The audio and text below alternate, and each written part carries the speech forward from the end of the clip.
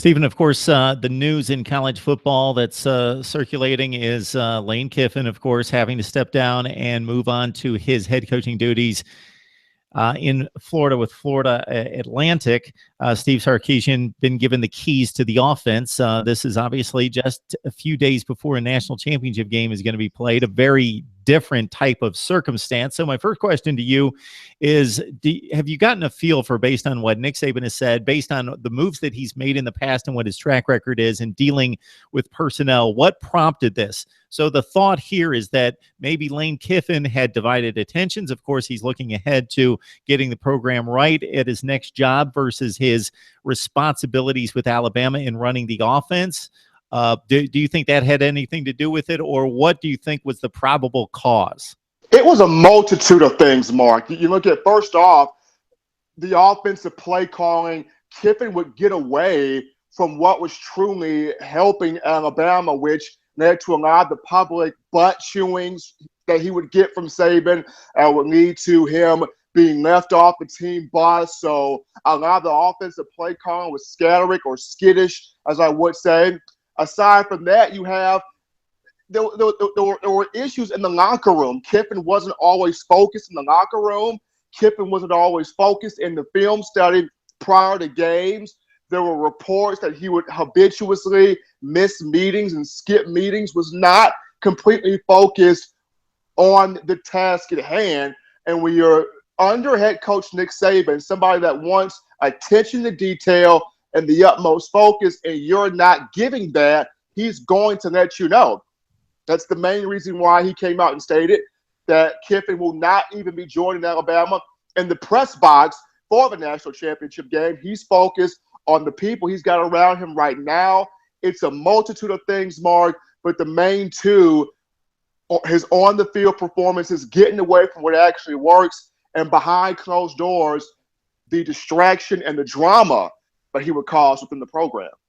There's absolutely no concern about Steve Sarkisian as a strategist offensively or as a play caller. The issues off the field aside, going back the last couple of years, but as an offensive mind, Steve Sarkisian's pedigree well documented. So the issue here could be the transition, obviously, and just hearing a different voice, there being just a different, slightly different approach. I know the system's in place and not going to change, but any concern about the players having to hear from Sarkisian versus Kiffin?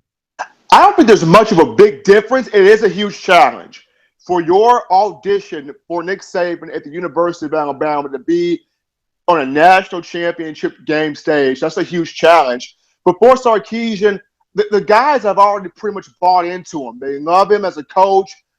They love the way he carries himself, the way he's trying to get better. And what people fail to realize is Sarkisian's been on the big stage before.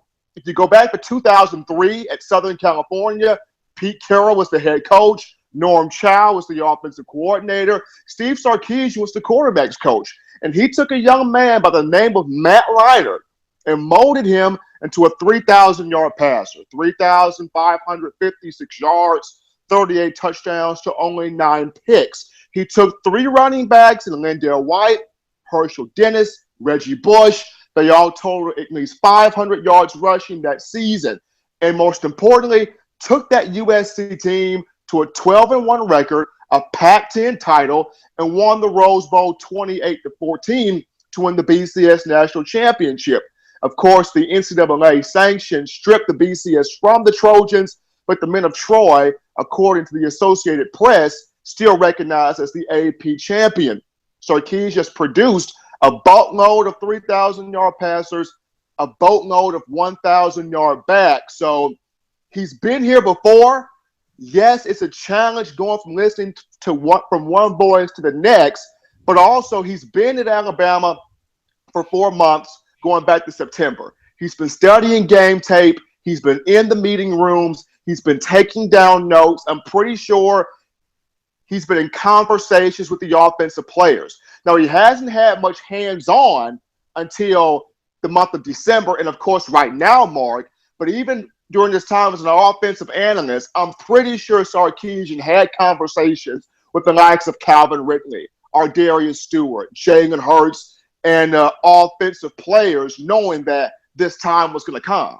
So just to clarify, that's the 2003 national championship season you were referring to. LSU split with USC. The Tigers beat the Sooners in the Sugar Bowl. USC, of course, relegated at that point based on the rules to the Rose Bowl to take on Michigan, and they split it. That's the last split national championship.